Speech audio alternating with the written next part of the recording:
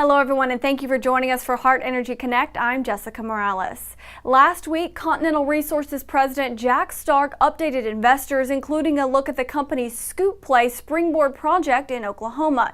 Stark said everything remains on track with the project, which should boost the company's oil production by about 10% from third quarter 2018 to this year's third quarter. Hart Energy's Velda Addison has all the details of last week's update, and you can find the link below. Earlier, we sat down in Oklahoma City with Tony Barrett, Continental's Vice President of Exploration, to talk about Springboard and why it's a step change for the industry.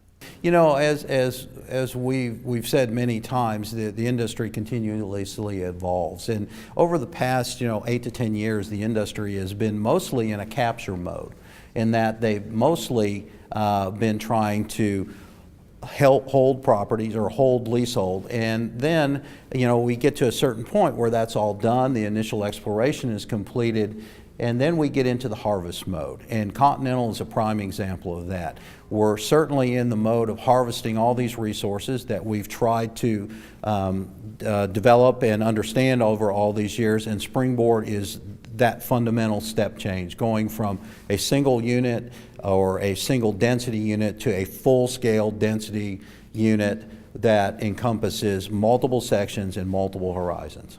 Now, when we talk about opportunity, there's a couple things. Obviously, our focus has been on oil. And this is a very heavily oil-weighted project, not just in one zone, but in multiple zones. So one of our objectives with this project is really to bolster our oil production numbers, for the entire, Scoop area.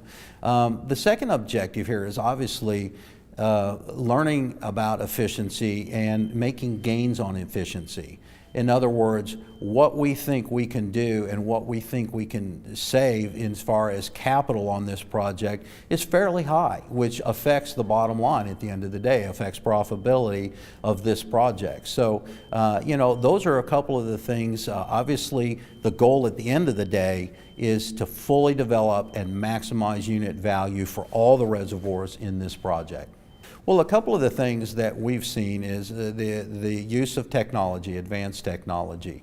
And we've talked about that many times, but I think applying that technology across a broad number of wells and locations has been very advantageous. In other words, if we learn something on one well that allows us to drill faster or target better, we can instantly transmit that across the entire rig fleet. Or in the case of completions, if we learn something that benefits us, makes us more efficient on completion, we do it once and then transmit it across the entire fleet of stim crews.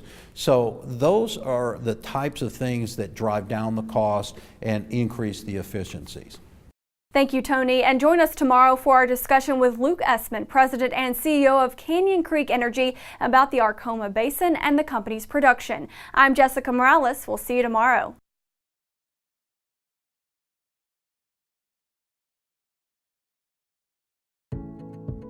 For more Hart Energy videos, follow our social media channels.